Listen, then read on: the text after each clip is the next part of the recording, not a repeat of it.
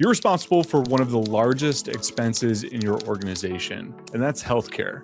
And yet, it's probably the one line item on your P&L you understand the least. Your costs are going up 15% this year, and we can't fully explain why. Trust us, that conversation wouldn't last very long. But in healthcare, it's become normalized. We had a CFO call us after he got a 17% increase. His exact words, "I need someone to explain this to me."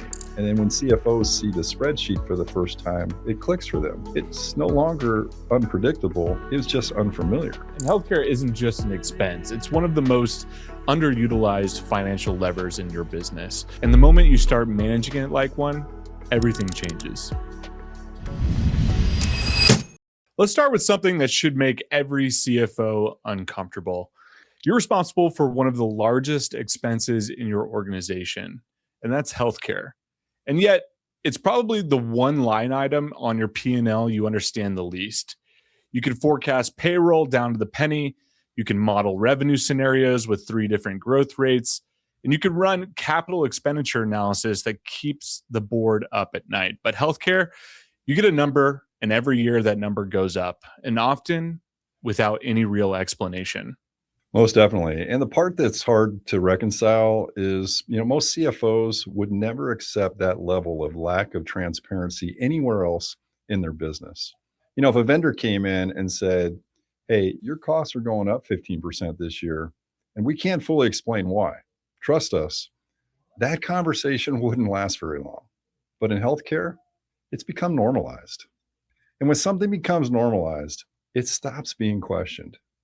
And that's exactly where the problem begins and where the opportunity is hiding. Exactly. And today we're going to unpack exactly how that normalization is quietly costing organizations real cash flow, real control, and real strategic advantage. And we're going to pull back the curtain today with some real 2025, 2026 data, real CFO stories, and a practical roadmap so you leave this episode with tools you can actually use. Welcome back to the Blueprints for Better Benefits. This is episode 16, and I'm your host, Rodney Mattos Jr., joined as always by my dad, Rodney Sr. And this is where we help employers climb step by step out of the fog and into clarity. Because most employers aren't stuck because they lack intelligence. They're stuck because they've been given incomplete information time and time again. That's exactly right. Today's conversation is one of the most important steps on this climb because we're moving from premiums to planning, from fixed cost to financial strategy, and ultimately from reacting to healthcare to actually managing it like a sophisticated business leaders everyone is.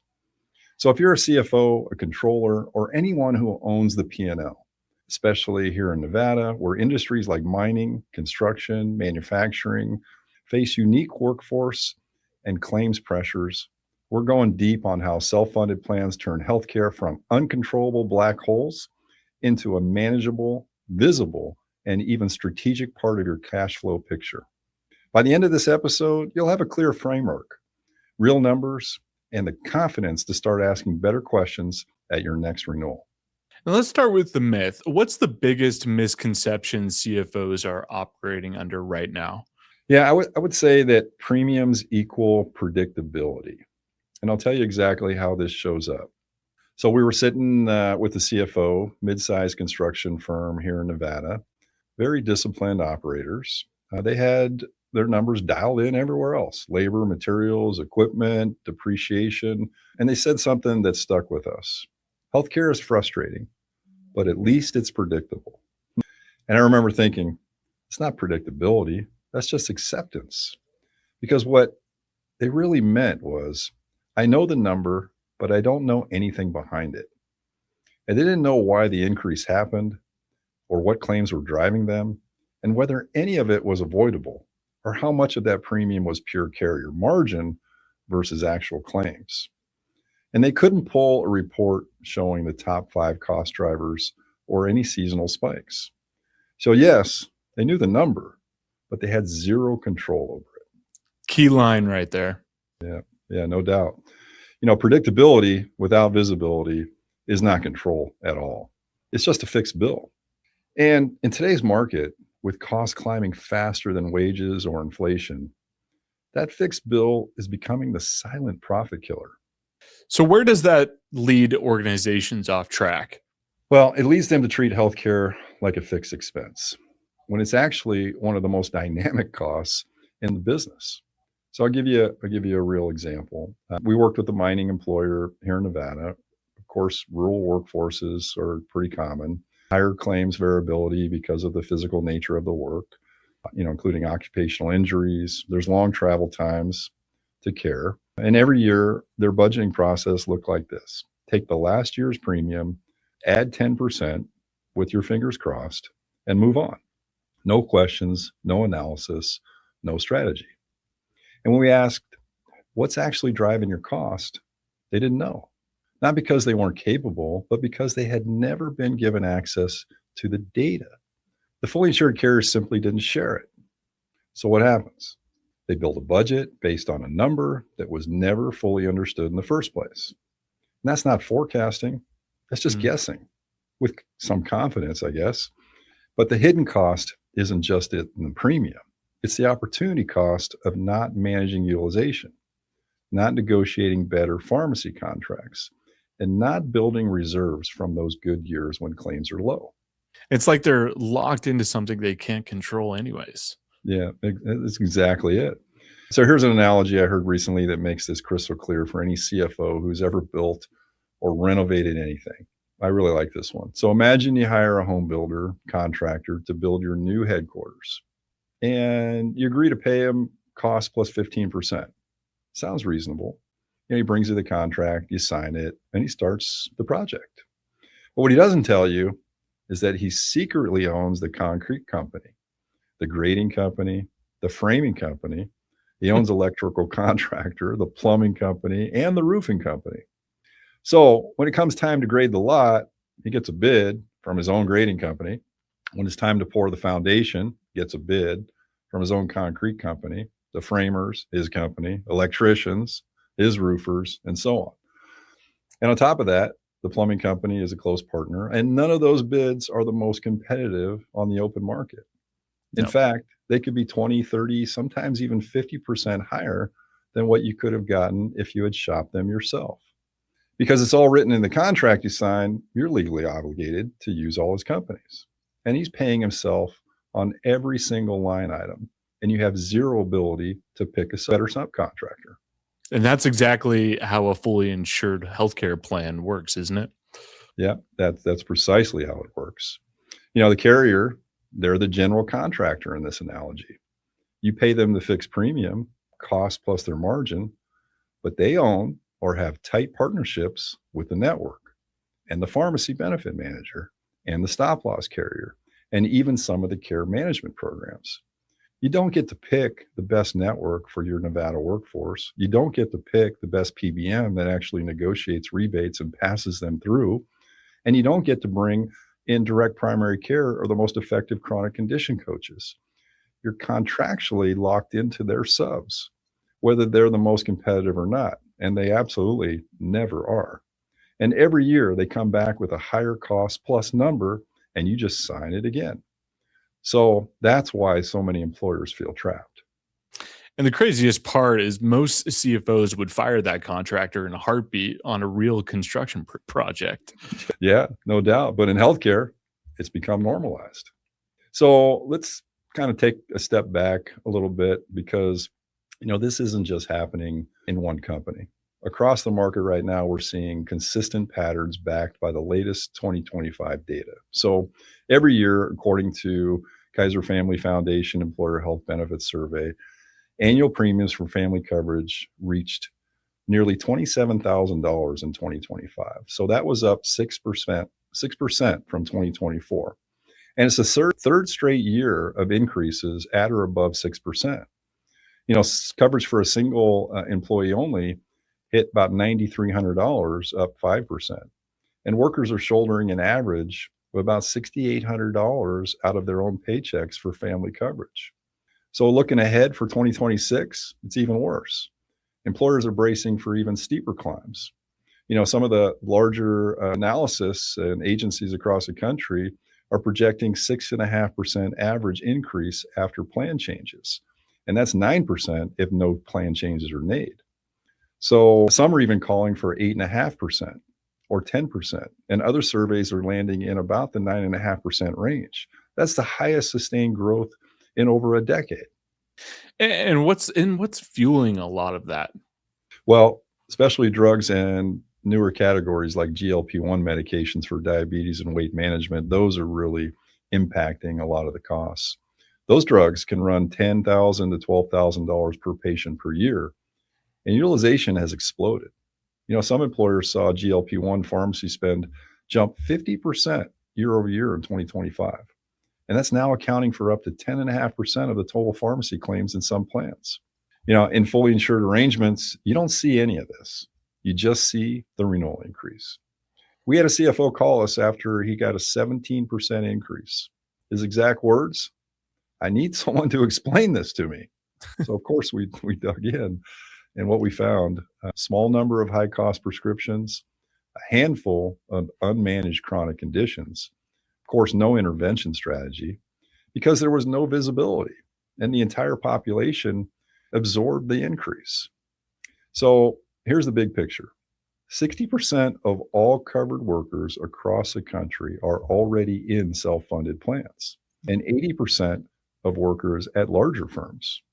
And even in the smaller ones, 27% are in self-funded plans, and that accounts for employers with 10 to 199 employees. We also see level funded plans are growing pretty fast too. But the rest are still paying the premium tax for the lack of transparency, and they're padding the carrier's profit margins. Costs are rising, but understanding is not keeping up. And that gap between what's happening and what leaders can see is actually why. And that gap between what's happening and what leaders can see is exactly why we're having this conversation. So let's make the shift explicit. What does it actually mean to move from premiums to planning?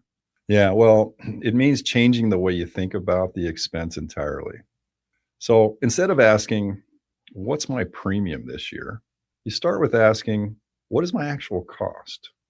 And how do I manage it month to month?" Instead of accepting a fixed number, you begin working with a financial range. Instead of reacting once a year at renewal, you start managing throughout the year. And this is the difference between writing a check and actually running a system. Let's slow this down and really walk through it, because this is where CFOs need some clarity. How do you actually control cash flow in a self-funded plan? Yeah, this is an important part of setting the structure up properly. It starts with understanding that healthcare becomes a managed financial system. And there are 6 key components to this system. So the first is pay as claims occur. So in a fully insured plan, you prepay a fixed premium every month, whether your employees use the plan or not. In a self-funded plan, you pay claims as they occur, plus a transparent administration fee. Well, it starts with understanding that healthcare becomes a managed financial system. This segment is brought to you by the people and platforms that make this show possible. First, Triforta. If you're an employer who's tired of runaway renewals, bloated, fully insured plans, and the feeling that your benefit strategy is working against you instead of for you, then hear us clearly. You do not have to play that game anymore. Help business owners fix broken health insurance. We bring cost containment strategies, self-funded captives, data intelligence, and real-world case studies that routinely save employers 6 and 7 figures without cutting benefits. If you want a benefits plan that actually rewards results, visit triforta.com and download our blueprints for better benefits. And second, Aperionics. If you run an insurance agency and you're still drowning in manual quoting, data entry, or commission reconciliation, you're leaving more than time on the table. You're leaving money. Aperionics is the automation layer built by insurance people for insurance people. AI quoting for carriers that don't have APIs. Instant policy data extraction, commission statement automation, proposal generation in seconds, not hours. Aperionics reduces operating costs and gives teams their time back so they can work at the top of their license. Learn more at aperionics.com. That's APEIRONIX.com. Triforta and Aperionics, 2 companies, 1 united mission. Fix what's broken, elevate what's possible, and help real people thrive. Now let's get back to the show. And there are 6 key components. The first is pay claims as they occur. So, as we all know, in a fully insured plan, you prepay a fixed premium every month, whether your employees use that plan or not.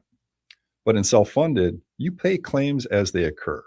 Plus, you pay a transparent administrative fee to a third-party administrator to process those claims. I remember a CFO calling us after month 1 of their transition, and he said, "Hey, our spend is significantly lower than what we were paying before. Is that normal?" Well, we responded, yes, because for the first time, it's paying actually utilization, not estimated risk plus carried profit and taxes. So that cash flow timing difference alone can free up hundreds of thousands of dollars in the first year. And that immediate cash relief must feel like there's some breathing room. Yeah, oh, it definitely is. You're no longer front loading the full year's risk anymore. So, step 2 of this whole process in this system is, build a forecast. You can build a forecast just like you would for payroll or inventory. So what we do is we model expected monthly claims based on historical data adjusted for trend and demographics, just hypothetically $150,000 per month as a baseline. Then we layer in seasonal trends and higher winter injuries in Nevada mining or construction. And then when CFOs see the spreadsheet for the first time, it clicks for them. It's no longer unpredictable. It's just unfamiliar. And then number 3 in this step is define risk with stop loss. So self-funded doesn't mean unlimited exposure. What takes place is you install specific stop loss for any single catastrophic claim, and then aggregate stop loss for the total annual spend to cap what the maximum exposure is at the end of the year. So all of that creates hard ceilings. So exactly like you use in every other risk management area of the business. Most groups set the aggregate and the maximum limit to around 125 to 150% of expected claims. And then suddenly you have boundaries and you have guardrails that you can plan around. Then there's step 4, manage cost drivers. So of course, now with the self-funded plan in this transition, we get visibility and we get data. And that visibility lets you act immediately. We had one group where a single category of prescriptions was driving nearly 40% of the total spend. Under fully insured, it was completely invisible. No one could see it and had no access to the information. But immediately under self-funded, it was flagged in the first quarter. And we implemented step therapy, prior authorizations, chronic condition coaching, and carved out a better pharmacy benefit manager contract. And that ended up dropping the cost by 40% within 6 months. So control comes from acting on data, not waiting for the renewal. Then we have step 5, which is align with the business performance. So in fully insured, costs are fixed, of course, but in self-funded, costs begin to align with reality. So lower utilization means lower spend.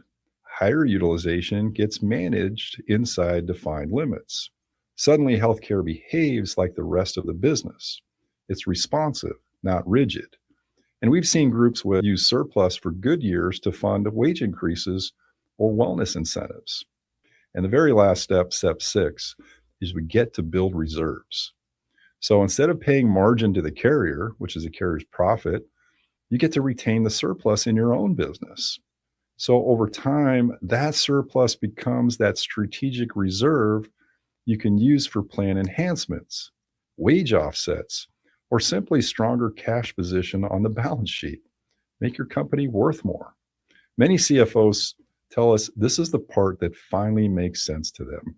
Healthcare starts to feel like an asset instead of a liability.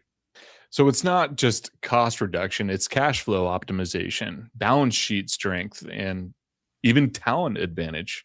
Yeah, exactly. Let's stay on that mining example for a minute, because I think this is where CFOs really lean in the decision moment. What was going through his mind? Well, yeah, I remember, on paper, it looked logical. In reality, it was a shift in responsibility. So he sat back quiet for a minute, then said, "So let me get this straight. You're telling me I've been paying for a worst case scenario every single year? Well, yes, of course, we said. That's exactly what fully insured pricing does. You prepay for risk, whether that materializes or not. Then came the real question. Well, what happens if I'm wrong? Well, we walked them through the model again, this time purely financial.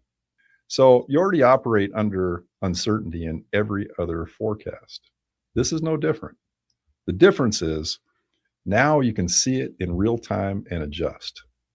That visibility gave them confidence, not the promise of savings, but the clarity of the model.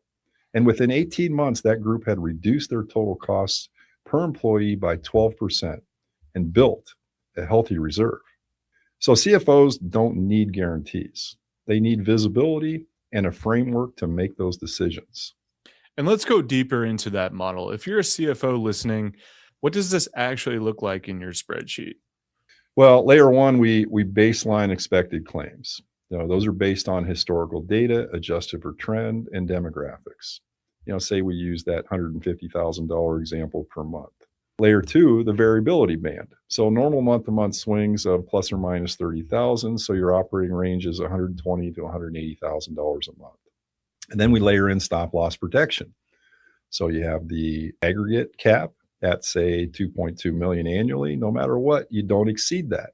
That's what stop loss is for. So now you have a baseline, a realistic range, and a hard ceiling. All that's visible and all manageable. Healthcare finally fits into the same financial model you use for everything else. And you can run scenarios. What if we add a wellness program that reduces claims by 8%? Well, you can see that impact immediately.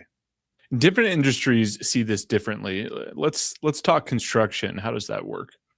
Well, yeah, cash flow sensitive, seasonal revenue, tighter margins in construction. So, we had a 120 employee company. Their CFO said, I don't mind paying, I just can't have surprises. Mm-hmm. So what we did is we tightened the stop loss threshold, increased protection and narrowed the variability band. So slightly higher fixed costs, but significantly reduced volatility. And the strategy fits the business, not the other way around. After 2 years, they had predictable budgeting and used the surplus to upgrade safety equipment, directly tying benefits to their operational goals. Let's add one more, because Nevada's hospitality and manufacturing sectors have their own dynamics. Yeah, they certainly do. We worked with a Reno area manufacturer, about 180 employees. They had shift work and high turnover. Their biggest pain was retention and recruitment. And fully insured renewals were eaten into their margins. And employees were complaining about high deductibles. That happens over time. As the costs go up, sometimes the companies offset those costs by increasing deductibles and shifting the plan expenses over to their employees. But we moved them to self-funded with strong stop loss and a customized wellness program focused on chronic conditions common in manufacturing. And in year one, they saw a 9% reduction in their total spend. And we captured the pharmacy rebates directly and used that savings to lower employee contributions. We're able to lower the deductibles. And then turnover dropped by 14% for the benefits eligible group. And the CFO told us, hey, for the first time, I can show the board how benefits are actually driving labor stability, not just costing money. And that was a big moment for them. Yeah, it's a big point. So let's change gears here. Let's push on the objections, because this is where decisions usually stall. Sometimes a CFO says, "This sounds great, but I still feel like I'm taking on more risk." Yeah, no, sometimes it could feel that way. The reality is you're not taking on more risk. You're taking ownership of the risk that already exists. And that's the point that really, most employers have a hard time understanding. So, in a fully insured, the risk is there already. It's just invisible and expensive. Yeah. What about cash flow concerns? Some CFOs worry about bad claims month hitting liquidity. How does that happen? Yeah, well, we address that with the monthly cash flow forecasting and reserve guidance, and often short-term line of credit buffer if necessary. But Most groups see positive cash flow impact in the first 90 days because they stop overpaying premiums. In the fully insured model, the premiums are so bloated and heavily weighted with profit that the carriers are getting because they're so integrated. If you remember that contractor, cost plus 15% example or analogy we shared earlier, all of those components have additional profit margin built in. And reality is most employers are overpaying by 15% already or more. What about admin burdens? I mean, some HR teams feel they have enough on their plate already. Yeah, no, that's an important point to address, and we certainly understand the concerns. HR teams are already stretched pretty thin. They only have so much bandwidth. But Yep. we've managed that successfully for 1,000 plus businesses. And that's where we've become, we understand HR teams are already stretched pretty thin, but we've handled this for 1,000 plus businesses already. And we know that that's where a strong TPA and partners like Triforta come in. We handle the heavy lifting, all the data analytics, all the plan design, all the employee communication. So HR can actually focus on their people and not paperwork. Employee communication, that's a big one. Yeah, we treat it as a benefits upgrade. Clear, transparent messaging turns potential resistance into appreciation. Employees actually prefer knowing their plan is being actively managed. And what about companies that are a little bit smaller, say 100 employees? Will this fit for them? Well, level funded options, bridge that gap beautifully. You get most of the visibility and cash flow benefits with less risk. We see that smaller firms, even down to 20 employees, do some partially self-funded and strategies that we put in place. So it's available to employers really of 20 or more. But 37% of small firms workers are already in a level funded or partially self-funded plans for a reason. And I hear this one quite a few times, and especially in the later months of the year. What if my broker or carrier pushes back? What would you say? Yeah, well, that's a market reality, but when you show a CFO, level financial model, the conversation changes from sales to strategy. So let's take a look at something here. Employers are really feeling pressure from every direction. Rising costs, there's labor competition, margin compression. And healthcare sits right in the middle. What's changing is who's in the room. CFOs are stepping in much earlier. They're asking deeper questions. They're demanding better data. And over the next 12 to 24 months, that trend accelerates because the cost trajectory isn't slowing anytime soon. And here in Nevada, with tight labor markets in mining, construction, and hospitality, self-funding gives you a talent edge. You can design plans that actually meet your workforce's needs and lower out-of-pocket costs, and better chronic care management and communicate it clearly. Employees stay longer when they feel the company is managing benefits thoughtfully. So it's not just finance, it's a retention and recruitment lever too. No, most definitely. Yeah. And if we simplify everything, what should someone walk away with? Well, yeah. Simplify it. I would say three things. Number one, healthcare is not a fixed cost. Number two, visibility creates control. And number three, control creates strategy. And one more, you don't need to eliminate risk. You just need to understand it and manage it. Yeah, that's a great point. Before we wrap up, let's talk pitfalls so listeners don't make them. Yeah, no, there's some to actually, watch out for. So pitfall one, going it alone without the right partners. You need a strong TPA, strong stop loss carriers, and of course, data analytics team. Then there's pitfall two, ignoring employee communications. Transparency wins loyalty. And pitfall three, choosing stop loss too loosely or too tightly. Get the numbers modeled right and avoid these, and the transition is super smooth. And what should a CFO do tomorrow? Well, I would say right away, first request your last 2 years of claims data from your current carrier. Yeah, you're entitled to it. They're going to try to tell you that it's not available, but you're entitled to it. You paid the premiums, you're entitled to the data. Second, Run a simple side-by-side model, fully insured versus self-funded with stop loss. Third, pull your team together, finance, HR, even if you have legal, and ask 3 questions. What are our top 3 cost drivers? What would visibility change? And are we willing to manage this like every other line item? If that's the case, visit Trifork and we'll run that model for you. No pressure. For CFOs, the very first step is request your last 2 years of claims data from your carrier. They'll try to tell you that it's not available, but you paid the premiums. It's your data, it's your claims. Yes, you're entitled to receive it.